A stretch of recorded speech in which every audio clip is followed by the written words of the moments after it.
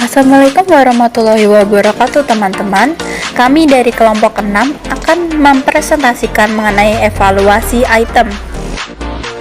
Anggota kelompok kami adalah yang pertama, saya sendiri Nuralifa Sri Septianti NIM 092, Septiana Atika Sari NIM 109, Brian Rangga Mufin NIM 095, Fatinuha Husni Amalia NIM 108, dan yang terakhir adalah Lisya Meta Damayanti NIM 123. Kami dari kelas 5C Psikologi UIN Wali Songo.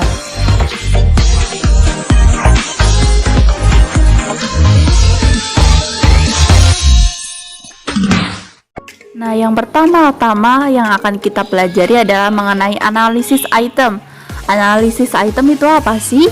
Nah, analisis item itu adalah suatu proses menyeluruh yang menguji respon subjek terhadap item yang dibuat yang bertujuan untuk menilai kualitas dari item-item dan tes. Analisis item ini menjadi hal yang penting dalam peningkatan kualitas item yang akan digunakan kembali dalam pengukuran formal atau pengukuran sebenarnya nantinya. Analisis item ini juga mampu mengeliminasi item yang ambigu, menyesatkan, dan tidak relevan baik dengan konstruk maupun dengan subjek yang diukur. Analisis item ini dianggap penting juga untuk meningkatkan pengalaman dan keterampilan si pengembang instrumen ukur dalam mengidentifikasi domain-domain konstruk yang akan diukur, mana domain yang perlu mendapatkan penekanan dan mana yang tidak perlu. Nah, dari paparan di atas dapat kita simpulkan bahwa analisis item itu tidak hanya mengidentifikasi relevansi item dengan konstruk ukur saja, akan tetapi juga relevansi item dengan sampel yang diukur. Nah, dalam analisis item terdapat scoring dan tabulasi data.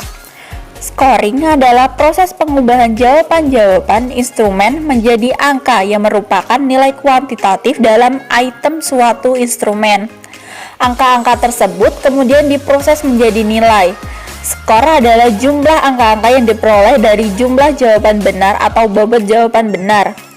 Ada 3 alat bantu atau cara untuk men-skor, yaitu kunci jawaban, kunci scoring, dan pedoman penilaian. Nah, sedangkan tabulasi data itu adalah proses penempatan atau pemasukan data dalam bentuk tabel yang berisikan data yang sesuai dengan kebutuhan analisis. Tabel yang dibuat sebaiknya mampu meringkas semua data yang akan dianalisis dan mudah dilihat serta dicermati. Setelah melakukan scoring pada instrumen, hasilnya diubah dalam bentuk yang lebih ringkas dan mudah dipahami. Dari tabulasi, analisis data dapat dilakukan dengan cara sederhana, yaitu dengan menggunakan prinsip analisis deskripsi, yaitu mencari jumlah skor, nilai rata, standar penyimpangan, dan variasi penyebarannya. Tujuan tabulasi ini sendiri adalah untuk mempermudah penyusunan, penjumlahan, dan penataan untuk dianalisa. Biasanya digunakan untuk analisa perilaku seperti tidak setuju sekali dan tidak setuju atau setuju. Uji daya diskriminasi item. Uji daya diskriminasi item dilakukan untuk melihat sejauh mana item mampu membedakan antara individu atau kelompok individu yang memiliki dan yang tidak memiliki atribut yang diukur. Indeks daya diskriminasi item merupakan pola indikator keselarasan atau konsistensi antara fungsi item dengan fungsi skala secara keseluruhan yang dikenal dengan istilah konsistensi item total. Prinsip kerja yang dijadikan dasar untuk melakukan seleksi item dalam hal ini adalah memilih item-item yang fungsi ukurnya selaras atau sesuai dengan fungsi ukur skala sebagaimana yang dikehendaki oleh peneliti.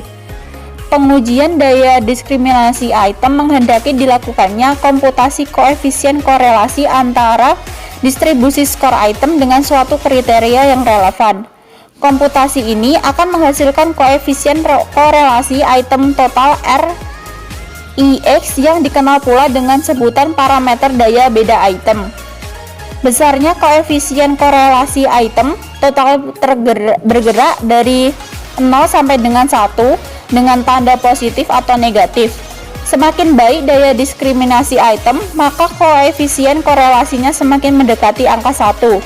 Koefisien yang mendekati angka 0 atau yang memiliki tanda negatif mengidentifikasikan daya diskriminasi item yang tidak baik. Untuk meningkatkan reliabilitas alat ukur yang perlu diperhatikan tidak hanya batasan nilai korelasi item total, tapi juga seberapa besar nilai converge alpha jika item tersebut dibuang. Probabilitas pendeteksian suatu variabel yang hendak diukur dapat meningkat dengan cara ditingkatkannya reliabilitas pengukur. Selanjutnya yaitu uji validitas.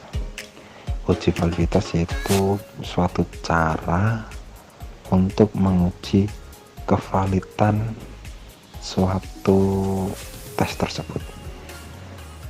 Nah, bisa kita lihat dari pengertiannya yaitu kemampuan suatu tes mengukur secara akurat, yaitu mengukur atributnya. Uji validitas ini dari pendekatannya ada 3, yaitu yang pertama pendekatan validasi isi atau konten, yang kedua pendekatan validasi konstruk, kemudian yang ketiga pendekatan validasi berdasarkan kriteria validasi isi. Di sini validasi isi ini dia fokus pada bukti elemen-elemen yang ada pada alat ukur dan diproses dengan analisis rasional. Maksudnya itu dia di sini membahas tentang itu.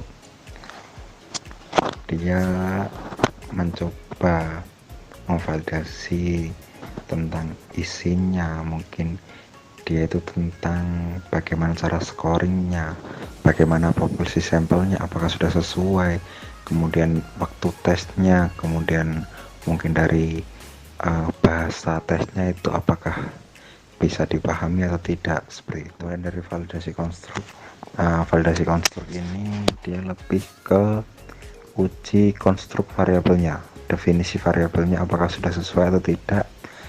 Kan kalau variabelnya sudah sesuai dari definisi itu kan pasti muncul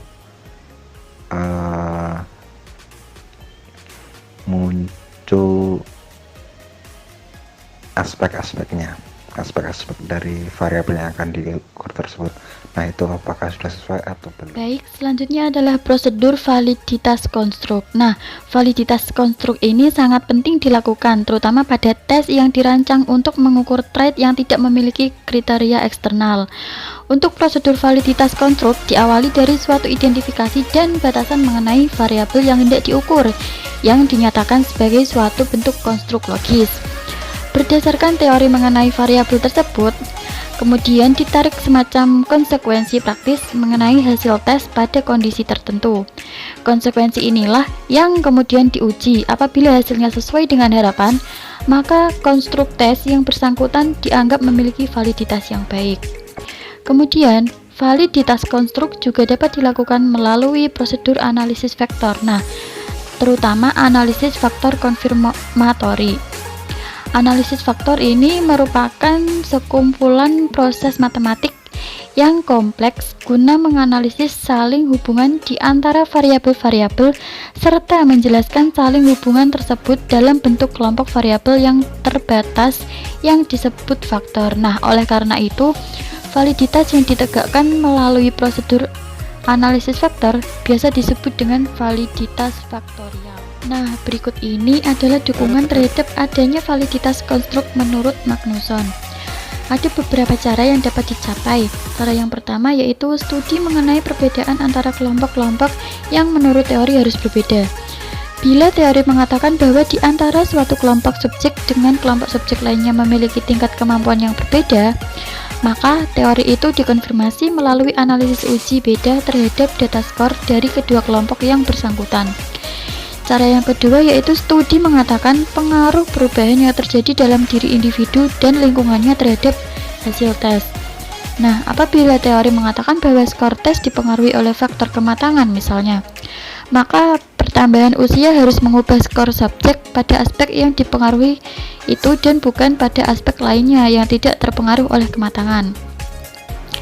Cara yang ketiga yaitu studi mengenai korelasi di antara variabel yang menurut teori mengukur aspek yang sama. Nah, studi korelasi dapat diperluas dengan mengikutsertakan pula korelasi di antara berbagai skor tes yang secara teoritis mengukur aspek lain yang berbeda konstruknya. Dengan demikian dihasilkan indikasi adanya validitas konvergen dan validitas diskriminan melalui analisis validasi multi-trait multi-method. Selanjutnya adalah validasi berdasar kriteria. Nah, prosedur validasi skor dengan mendasarkan pada kriteria menghendaki tersedianya suatu kriteria eksternal yang dapat dijadikan acuan penguji skor. Nah, kriteria ini berupa variabel perilaku yang akan diprediksikan oleh skor tes atau berupa suatu ukuran lain yang relevan. Validitas berdasarkan kriteria diestimasi melalui komputasi koefisien korelasi antara skor tes dengan skor kriteria. Berikutnya ada macam validitas berdasar kriteria. Yang pertama ada validitas prediktif atau predictive validity. Validasi prediktif dilakukan bila mana skor tes dimaksudkan untuk berfungsi sebagai prediktor bagi performansi individu di waktu yang akan datang. Yang kedua, validitas kongruen atau congruent validity. Validitas kongruen merupakan indikasi validitas yang layak ditegakkan apabila tes tidak digunakan sebagai suatu prediktor dan merupakan validitas yang sangat penting dalam situasi diagnostik.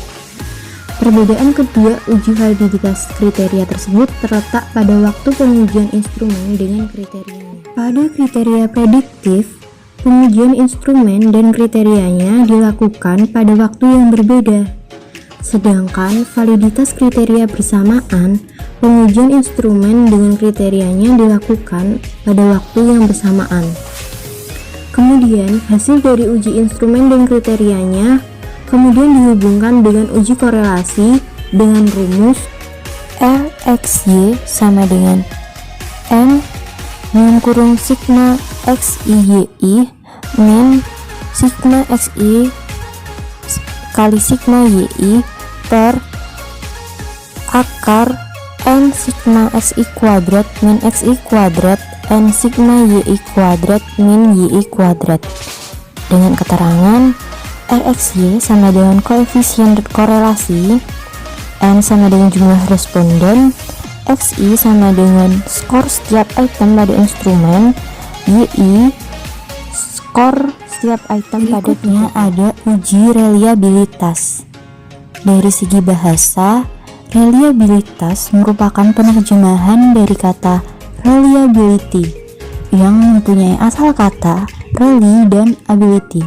Bila digabungkan, kedua kata tersebut akan mengerucut kepada pemahaman tentang kemampuan alat ukur untuk dapat dipercaya dan menjadi sandaran pengambilan keputusan. Dalam konteks ini, reliabilitas alat tes akan menunjuk kepada sejauh mana perbedaan-perbedaan individual dalam skor tes dapat dianggap disebabkan oleh perbedaan-perbedaan sesungguhnya dalam karakteristik yang dipertimbangkan dan sejauh mana dapat dianggap disebabkan oleh kesalahan peluang. Macam-macam reliabilitas. Yang pertama, reliabilitas konsistensi tanggapan. Responden mempersoalkan apakah tanggapan responden atau objek ukur terhadap tes atau instrumen tersebut sudah baik atau konsisten. Dalam hal ini, apabila suatu tes atau instrumen digunakan untuk melakukan pengukuran terhadap objek ukur, kemudian dilakukan pengukuran kembali terhadap objek ukur yang sama, apakah hasilnya masih tetap sama dengan pengukuran sebelumnya? Jika hasil pengukuran kedua menunjukkan ketidakkonsistenan, maka jelas hasil pengukuran itu tidak mencerminkan keadaan objek ukur yang sesungguhnya. Untuk mengetahui apakah tanggapan terhadap tes atau instrumen itu mantap, konsisten atau tidak pelin-pelan, dapat dilakukan dengan cara memberikan tes yang sama secara berulang kali atau 2 kali kepada objek ukur atau responden yang sama. Pengetesan 2 kali merupakan syarat minimal untuk mengetahui apakah tanggapan objek ukur terhadap tes tersebut konsisten atau tidak.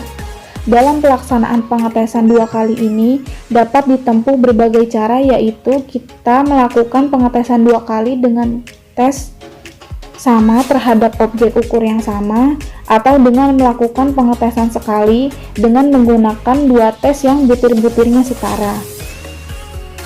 Jika kita menggunakan pengetesan sekali, maka kesamaan atau kesetaraan tes yang digunakan merupakan syarat mutlak yang harus dipenuhi. Macam yang kedua, reliabilitas konsistensi gabungan butir. Reliabilitas konsistensi gabungan butir berkaitan dengan kemantapan antara butir suatu tes.